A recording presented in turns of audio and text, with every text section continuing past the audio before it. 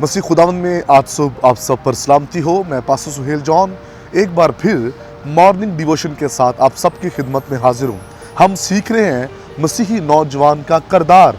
कल हमने ईमान के तल्लुक से सीखा, आज हम उसके लास्ट पॉइंट पर बातचीत करेंगे और हमारा लास्ट पॉइंट है पाकीज़गी में नमूना बन। खुदा के लोगों, खुदा पसंद करता है कि नौजवान पाक हो।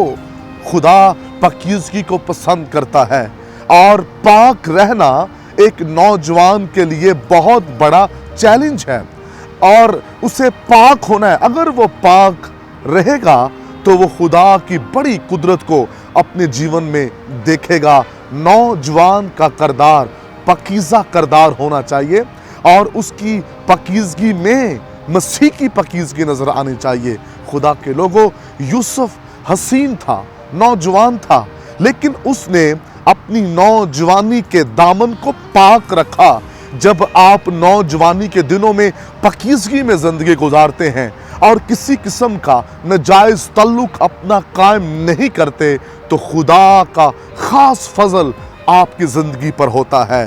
खुदा हमारा पाकीज़गी को पसंद करता है, इसलिए वो पाक दिल लोगों के करीब रहता है और जब हम पाकीज़गी में ज़िंदगी गुजारेंगे तो फिर फतह आपकी है। खुदा के लोगों, यूसुफ पाकीज़गी में ज़िंदगी गुजार रहा था। उसने पोतीफार की बीवी के मंसूबों को रद्द किया। उसने हर चीज़ को रद्द करके अपनी ज़िंदगी में पहला मुकाम, पहला दर्जा लश्करों के खुदा को दिया और खुदा का हाथ यूसुफ पर था। जब आप पाकीज़ा होते हैं और पाकीज़गी में चल रहे होते हैं तो खुदावंद फिर आपको कैद से निकालता है और तख्त पर बिठा देता है। याद रखिए, अच्छी बरकतें आपके लिए हैं, तख्त आपके लिए हैं, वजारतें आपके लिए हैं, लेकिन हमें पाक होने की ज़रूरत है। जिस कदर नौजवान पाक होगा उस कदर खुदा उसके करीब होगा। खुदा के लोगों, पाकीज़गी आज हमारे लिए चैलेंज बना हुआ है। हमारी नौजवान बेटियां और बेटे जो हैं उनके लिए ये एक बड़ा मसला है।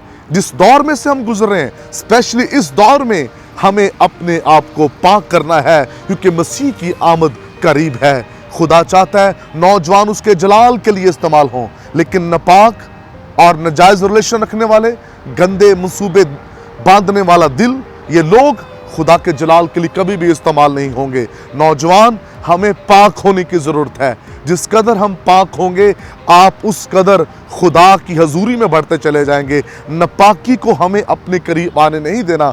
यूसुफ की सरफराजी और तरक्की का राज पाकीज़गी थी और वो पाकीज़गी में चल रहा था। जब आप पाक होते हैं तब खुदावंद आपको ख्वाबों की ताबीर भी देता है। जब आप पाक होते हैं तब खुदावंद आपको प्रॉस्पर भी करता है। जब आप पाक होते हैं फिर खुदावंद आपको बीवी तोहफे में देता है। जब आप पाक होते हैं तो आपको जो खुदावंद वाइफ देता है या किसी बेटी को शौहर देता है तो उस जैसा दुनिया में कोई नहीं होता। अगर आप पाकीज़ा चाल चलन में चलेंगे तो खुदावंद की हजूरी से अच्छी चीज़ें आपके लिए हैं, अच्छे जीवन साथी आपके लिए हैं, ब्लेसिंग्स आपके लिए हैं। लेकिन क्या करना है? हमें अपने चाल चलन को दुरुस्त करना है और पाकीज़गी में नमूना बनना है, रोल मॉडल बनना है, अलग नजर आए हम पाकीज़गी में। दुनिया में जितनी भी कौमें हैं और उनमें जो नौजवान हैं उनमें से कहीं ज़्यादा बढ़कर हमें पाकीज़गी में ज़िंदगी गुजारनी है। अगर हम पाकीज़गी में ज़िंदगी गुजारेंगे तो गैर अक़वाम के नौजवान बेटियां और बेटे भी आपके अच्छे किरदार को देखकर आपके खुदा की प्रस्तश करेंगे।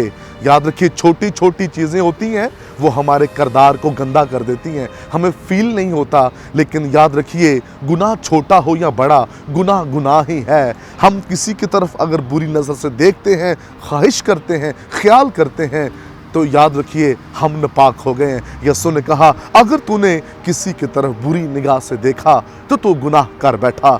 इससे पहले कि आप गुनाह करें, इससे पहले कि हम खुदा से दूर हो जाएं, हमें पाक होने की ज़रूरत है। आइए पाकीज़गी में ज़िंदगी गुजारें, आइए बेहतरीन हो जाएं और खुदा के साथ उस रफ़ाकत में आगे बढ़ें। खुदा इस कलाम की वसीला से आपको बरकत दे। मेहरबान आसमानी बाप, मेरी दुआ है जितने भी नौजवान बेटियां और बेटे कलाम सुन रहे हैं, आज सुबह आपके बेटे यीशु के खून की कुदरत के वसीला से वो पाक होते जाएं, यीशु नाम में।